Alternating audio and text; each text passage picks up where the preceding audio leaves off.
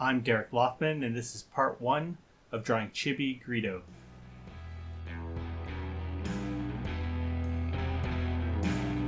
Hey everybody, today I'm going to be drawing Chibi Greedo, and I'm going to be sharing the process of going from a rough sketch to ink drawing to color. I'll probably break it up into three parts. Today I'm going to be doing the rough sketch phase. So the first thing I do when I'm approaching a new Chibi character is gather some reference. So you can see, pull up some reference here. So this is reference I grabbed. I got a drawing I did of Greedo, not in chibi form, that I'll use a little bit for the styling of the head. The toys are great because they show, the full outfit. He doesn't show the full outfit in the movie. These Funkos are great just for some ideas on proportions and things like that. So that's the reference I grabbed. It's always good to grab reference right off the bat before starting. So the first thing I want to do is just do a few gestures and sort of feel out poses, something that works. At the same time, I'm not super concerned about any real details. I might throw a couple things in as I go. When I'm gonna draw a bunch of gestures and things like that, I typically, for myself, I don't have an actual plan all the time of what pose I'm gonna do. I like to explore as I draw. Sometimes just things kind of come about. There's definitely times when I'll do this and nothing good will come of it and I'll trash it all. But hopefully that doesn't happen now. I'm working on Mega Studio. I'm going to just use their light pencil tool. It's just a fun tool to sketch with. I'm drawing on a 24-inch Cintiq HD, and let's see what else. 6,000 by 6,000 pixel canvas. It's pretty large. I just prefer to work big. I always think when I'm gonna maybe put an art book out, that I want to keep my drawings big just so they would look crisp if I put roughs that I like inside an art book one day. So let's get started. So usually for me, I start with the head. It just, everything kind of anchors from there for me. When you're sketching gestures and things like that, I'll usually draw like a spine, a curve, try to get some movement going in the drawing. Since these guys are chibi, I don't want to get too big with the body. I'll do adjustments and stuff later, but I'm just sort of trying to feel out something. So in this pose, I'm already seeing like some sort of his arm coming out, sort of an actually way. Maybe a gun would be there.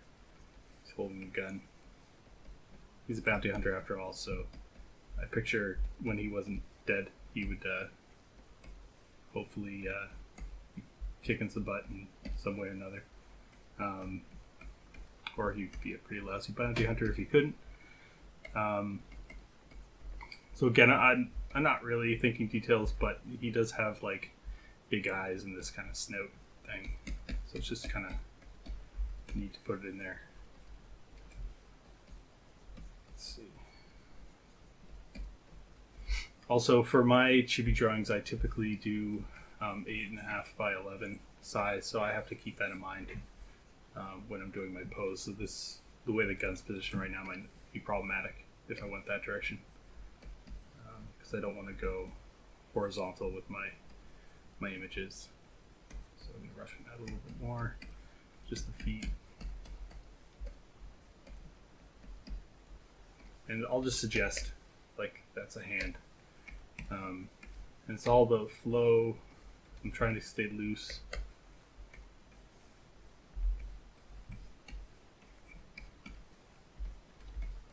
When you're doing gestures, it's important just to stay loose. So again, I'm going to start with the head again. Just sort of see what kind of comes of it. So it's just like a shoulder here. Maybe it's looking over his shoulder. Maybe it's looking down. It's too extreme. One here. So for the shape of his head, something I need to think about is the snout and the eyes. Like he's pretty much snout and eyes and things at the top there. He's got his ears.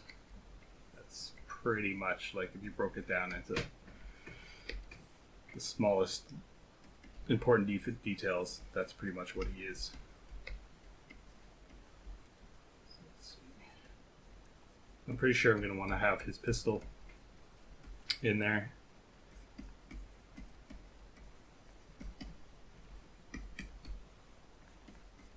Again, I'm thinking action lines and stuff like that. We have this curve here. If I put his leg down here, that's more relaxed kind of pose, like he's kind of chill, but I don't want that. I want some action. So I'm going to get him moving like that, the flow. He's pushing off his leg. And then he's bouncing the weight on this leg here. And then could have two hands on the gun. I could bring another hand out there, depending on what I want to do. Let's try another one.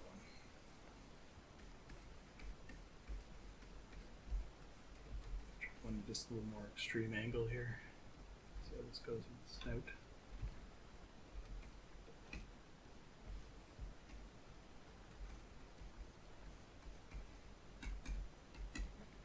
I don't know if I want to go this extreme, but just pretend his snout's flipping backwards here.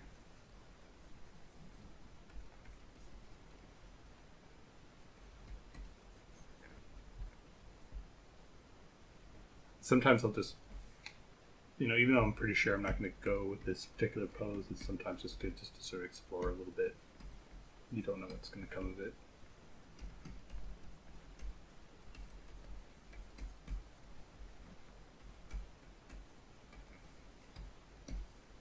Silhouette wise, I don't really like how his snout's getting kind of lost in his face. Not great. You can kind of, like when you go to a color stage, you can probably hit highlights and stuff like that on the snout and bring it out, but so it works.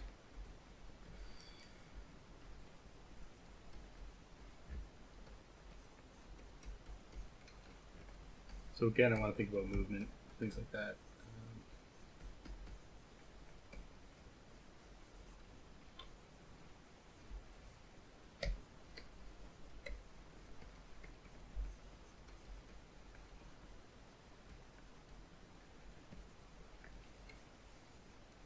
So as you can see, these are really bad drawings in terms of quality, but I'm not really too concerned about that at this stage. So let's go try some more. I'll probably do like 10 of these.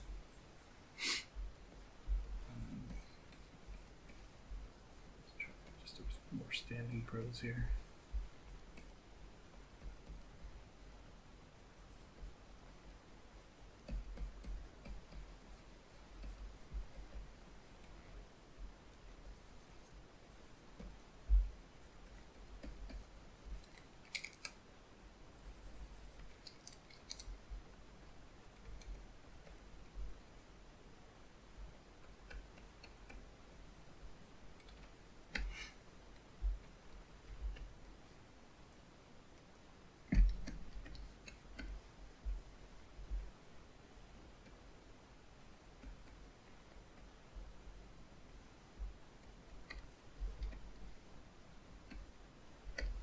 So I was trained in classical animation from Sheridan College many years ago, and so I think that's sort of I sort of retained um, some of the things we learned. Not all things I've learned, but from there. But when it comes to gesture drawings and things like that, and keeping things loose, that's certainly something I kept from there.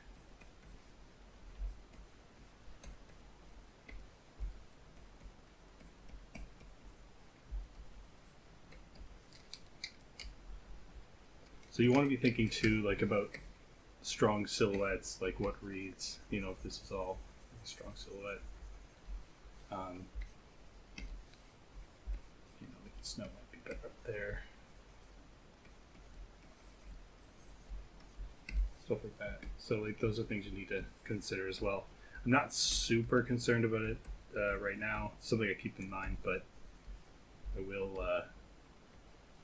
revisit the silhouette and see if I can make it stronger.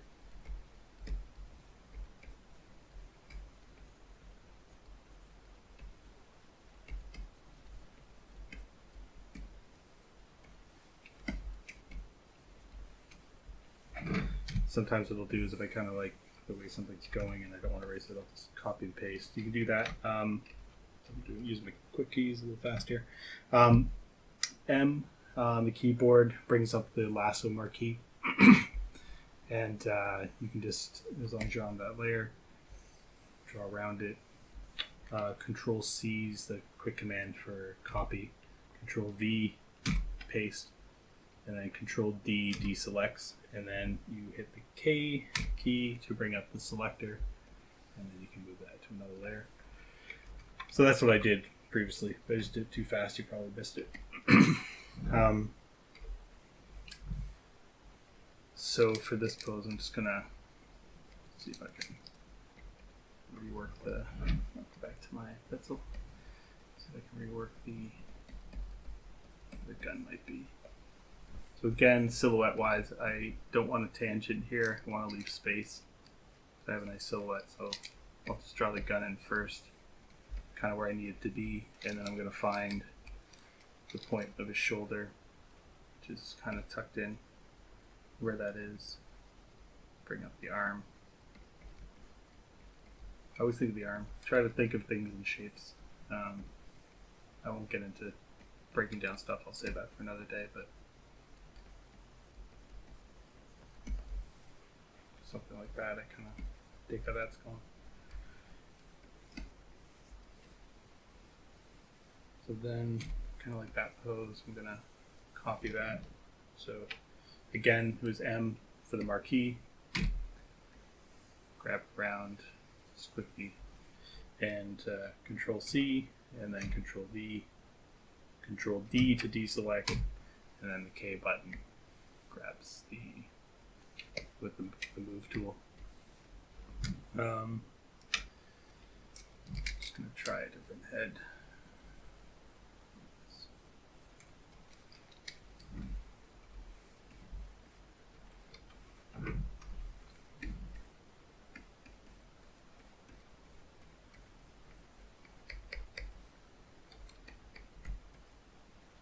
Okay, I'm gonna use a snout, try to create a bit of a silhouette.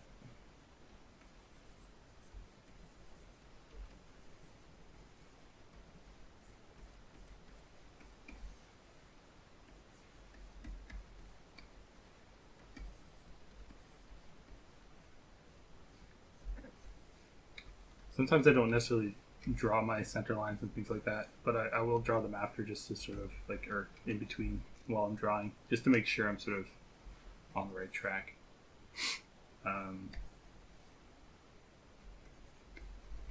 It's important sometimes to flip a drawing. So you can just Control T brings up the transformation points, and then over here it's a horizontal flip button. So just quickly see what it looks like from the other direction. So anatomy wise, I know the shoulder's messed up. not super concerned about the anatomy. I will fix that later when I get to blocking it in more and taking it to another stage.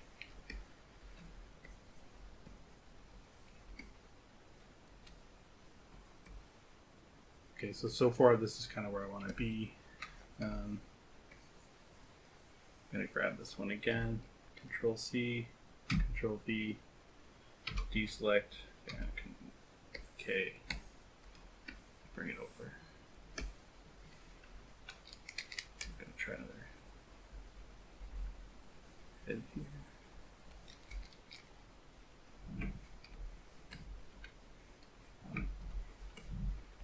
I'm selecting I can select brushes obviously by over here, but I've been using the hotkeys. Hotkeys for the pencil and pen is the P key, and you push it, it cycles between pen and pencil. So that's what I've been doing, if you're wondering why I'm jumping around so quick.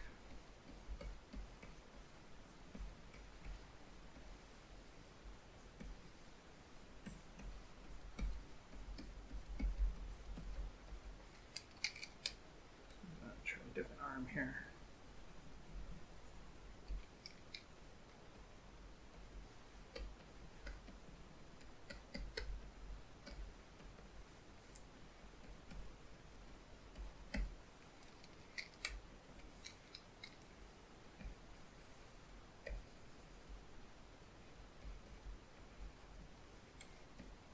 Taking the silhouette in consideration again.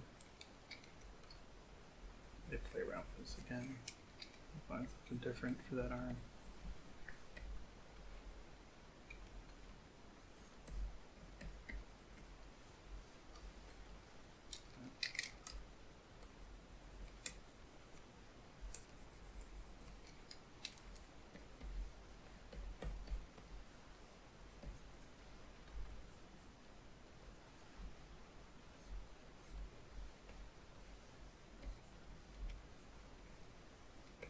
I'm just taking into consideration the plane of his head here. As you can see, I'm getting a little bit bigger with the head. I know Chibi wise, I'm a little bit bigger with the heads. How I do it, probably before I go to a tighter rough stage, I'll probably bring in another Chibi I've done to sort of get a general sense of my proportions from those. Consistency is key.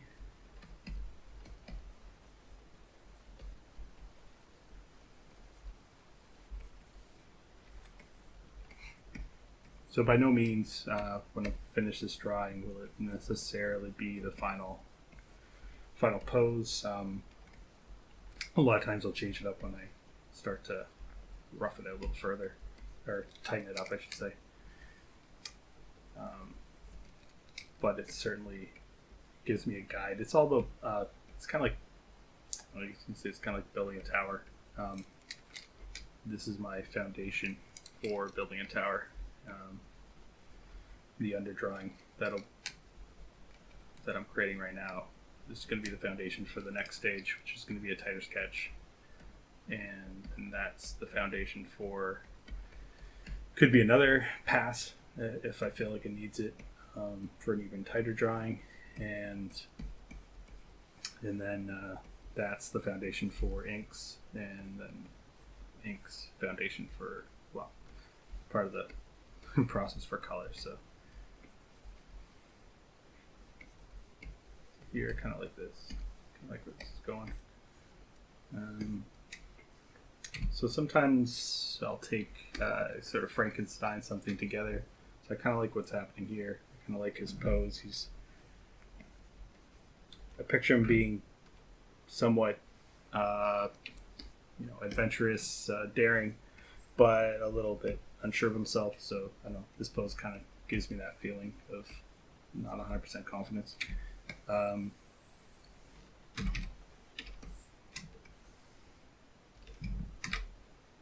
So I'm just going to, I like one of the other heads I did. So I'm going to just Frankenstein that. So I can just selecting just the head.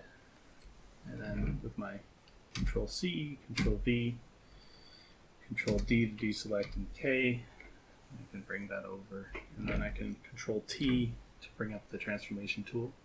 And by holding the Shift key, you can increase the size without, if I just, actually this one defaults, like in Photoshop you have to hold Shift. I think I'm just used to doing that. Not the case in Mang Studio. If you hold Control, you can pull points and make it like that if you wanted. You can manipulate your shapes and stuff like that. Comes in handy. Just go like that. Not so much. Okay, so I'm going to try. So I'm sort of starting to narrow down now what I like, and this is sort of the winner so far. But again, I think I need to. The head is something I'm not totally digging. Take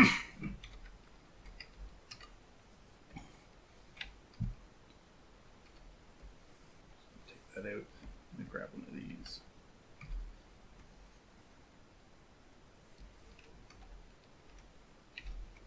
Oops.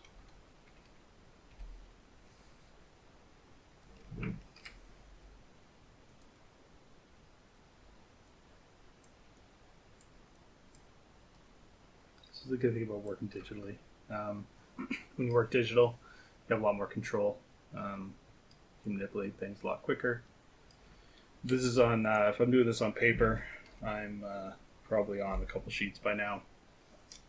And my paper is a mess. Because I sketch like this messy when I'm sketching traditional. It gets pretty bad. I'll pretty much make a hole in the paper a lot of times.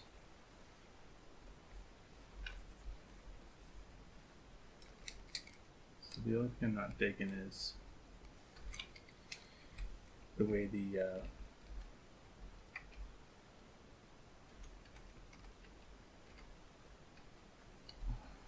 head is competing with the arm here. I'm not liking that silhouette there.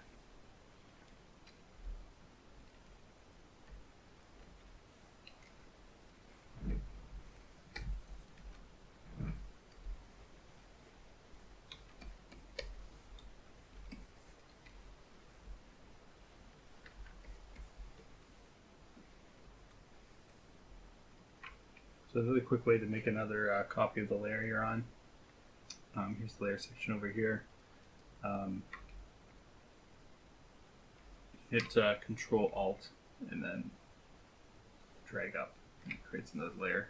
And then you can hit Control again just to drag that layer down here. Starting to run out of space for my canvas. I can easily increase it. I can show you guys how to do that in a second.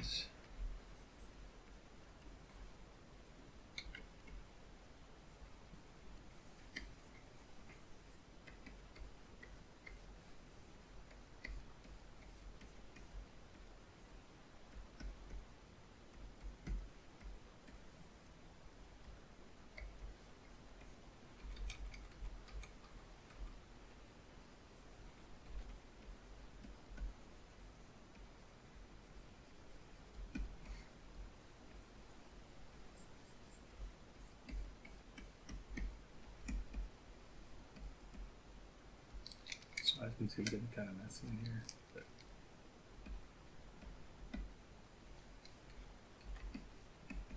sort of know where the details are. I'm not really too concerned about how sketchy and messy I'm getting.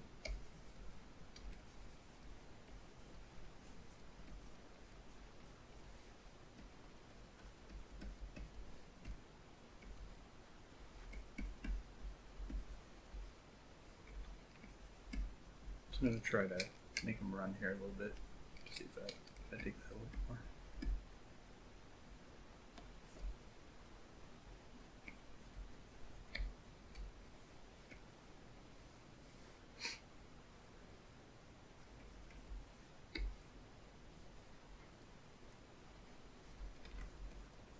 The only thing I don't like here is See, his weight is typically here, but he's going to fall over.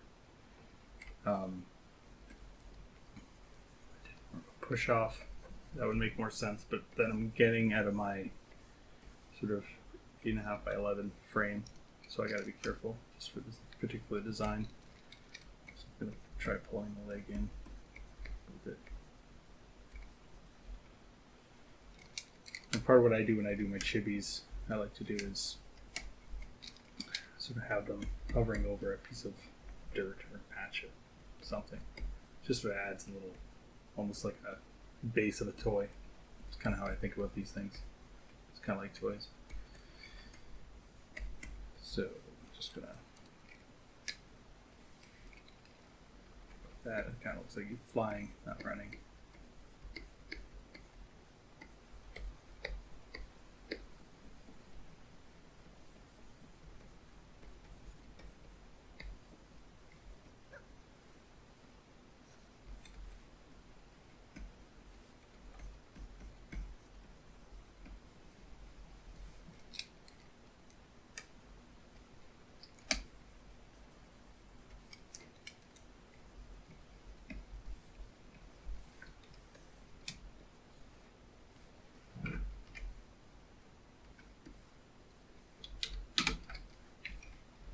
So sometimes this process can take 20 minutes, could take an hour.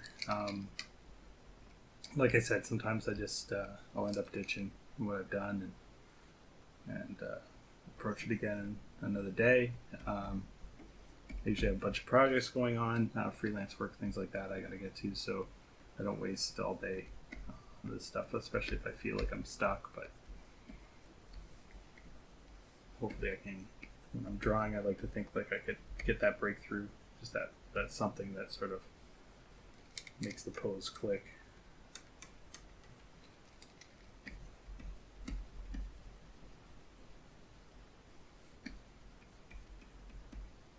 Here I got the foot kind of going in this direction.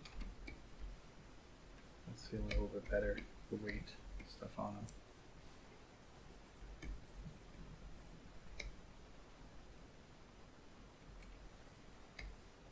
Use right-handed with the gun, so I might just see. This. Try flipping the head.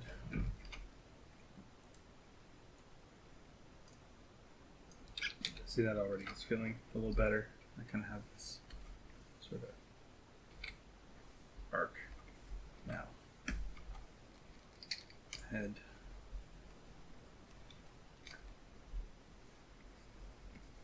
So for me, like some artists, I'm sure, they can picture the perfect pose in their head, and that's awesome if they can do that. But for me, I'm just not. I just don't have that ability. So I'm forced to search my drawing, and I just explore the idea visually. I'm very visual in that sense, not visualization sense, but so thinking about the hand here. I'm just doing it in black just for the silhouette, sake of the silhouette.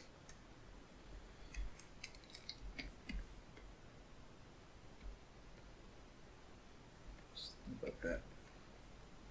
Here.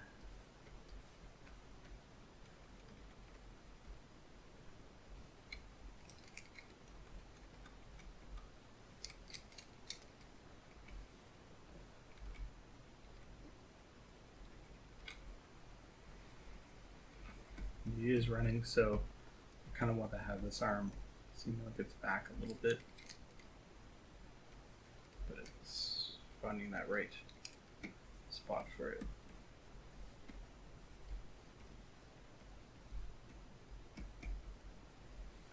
He also has a vest to consider. So I'm thinking about the silhouette. I have to consider. So just as I'm starting to narrow down, this is sort of feeling close.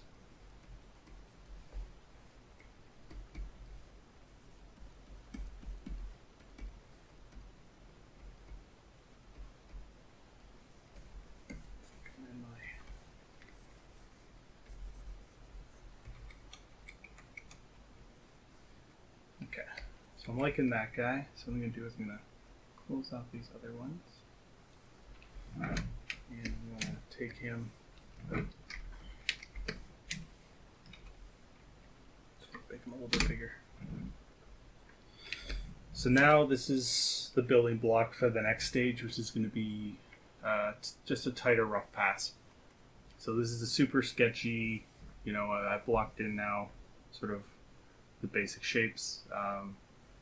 I got an idea of what the post is going to be now. I can visualize a little bit better what the final product is going to be. So now I'm just going to block in, sort of fix anatomy issues, things like that. So it's important to think about what's underneath when you're drawing a character. This takes a lot of years of study and practice and things like that. It's something I'm still trying to work on as best I can, but trying to break down your image into shapes is super important. So even though he's a little bit longer here, I'm going to start chibiing him up a little bit more, for lack of a better term. I'm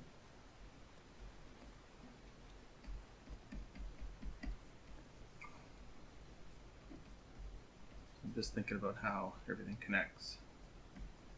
So his waist is up there.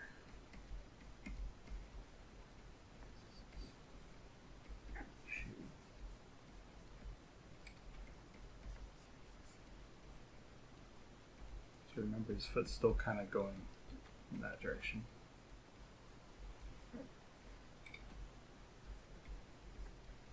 Try my ground bit in there.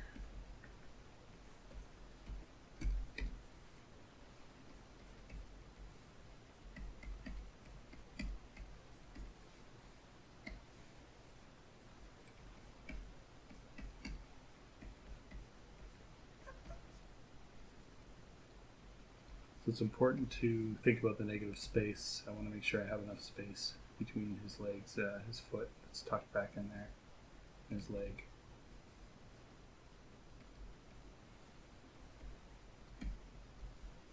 I like to think about function over form. Function usually wins out, or I should say form usually wins out for function. I think that's the term I want to use.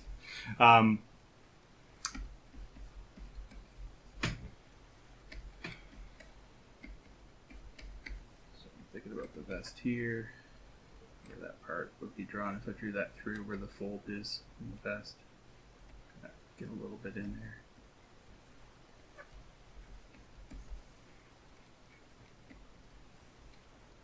Not worried about the head just yet.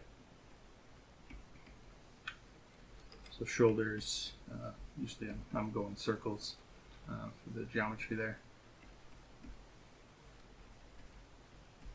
And I usually think cylinders for the arm, so I just, even though these lines aren't going to be there, I just sort of like to draw them into the stage just to make sure I'm on track.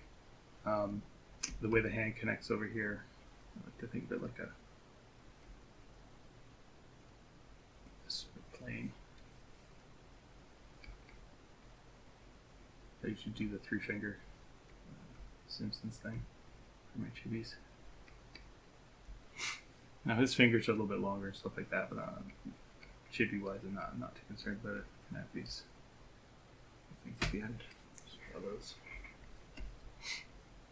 So I just want to make sure that I understand that this is going backwards. That's why I have my curves of my cylinder going that way, because that's the direction you would see that.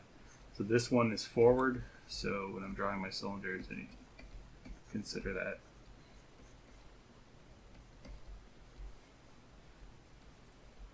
A little bit of foreshortening going here with the gun. The gun's at an angle here. Right now I'm not super concerned about the detail of the gun, but I know it's essentially this shape. So I'm just doing a basic shape for that gun.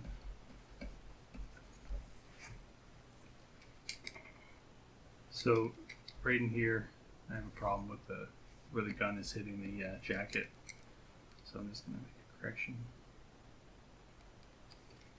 bring the jacket in a little bit more. You gotta be careful of tangents. They can really throw a drawing off. And sometimes if you've been staring at a drawing too long, you'll miss a tangent that's there. Sometimes it's important to have a friend look at it, and they might notice it before you would. He's got a holster here. I'm just looking at the reference. I'm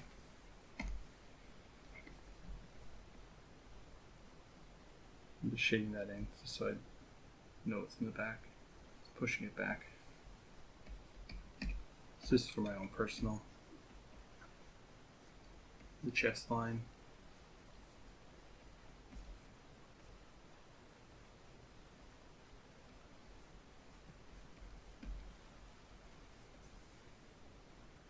So now the head, I'm going to draw the head on a different layer. So new layers is down here, new layer button. And the reason I'm doing that is that I kind of like keeping my anatomy underneath for now.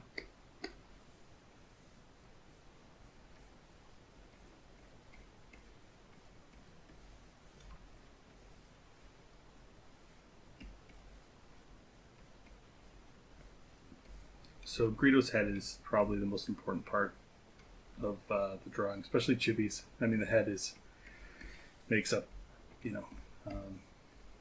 more than a third usually of the body, and it's just it's an important feature. It's the thing that people are going to recognize the most with your drawing. So it's important to get the likeness right. Sometimes I'll redraw heads 3 or 4 times at the next stage. Just even sometimes after posting roughs and people suggesting they don't look exactly like the character, I'll take that criticism and I'll go back in and I'll change it because they're usually right. So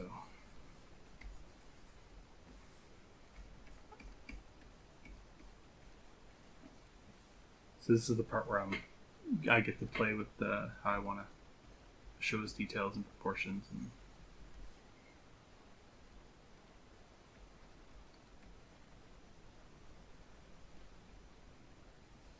black eyes.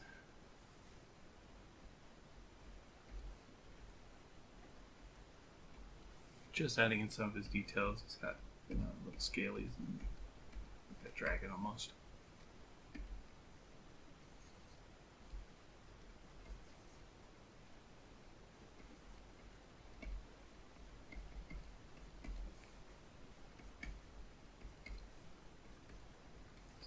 These little suction cup antennas on top of his head. Just want to make sure that they're equally distanced within the eyes. Just something to consider. Even at this stage, let's try to get that correct.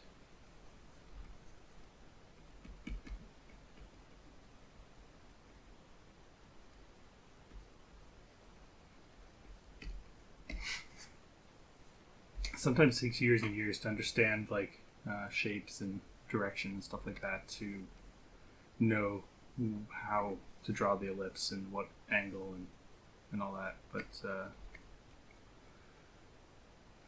eventually you'll get it. You just got to keep at it, and the more you study, the more you practice, you'll get better. I'm still trying to get better at it. I'm not perfect by any means. I'm 38. I've been drawing for since I was a kid, but professionally for over 15 years, and I'm still learning all the time. So I think that's something you'll hear any artists, especially even the masters and stuff like that out there. They're always trying to evolve and learn and get better.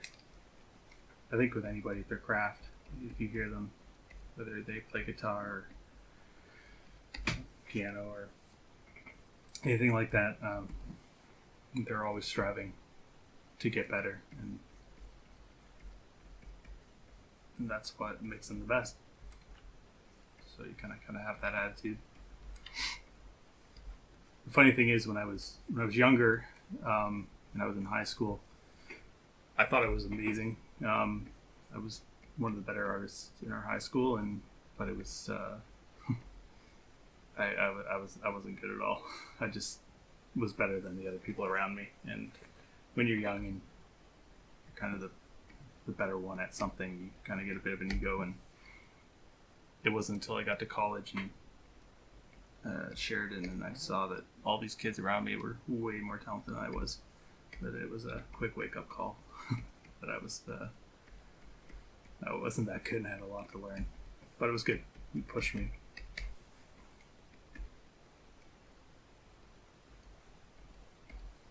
I didn't have access to the internet and stuff back then, so nowadays you can sort of go online and get humbled pretty quick when you see all these people that are amazing, especially people that are way younger. But that's good. It shows that technology and the internet and tutorials and stuff are really paying off. People are getting better faster. I've noticed the quality of work has gone up huge over the last 5 years.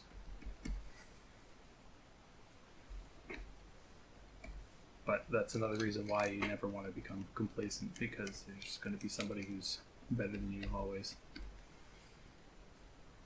So you got to just do your best to get better yourself. Okay, so pretty happy with where the head's at.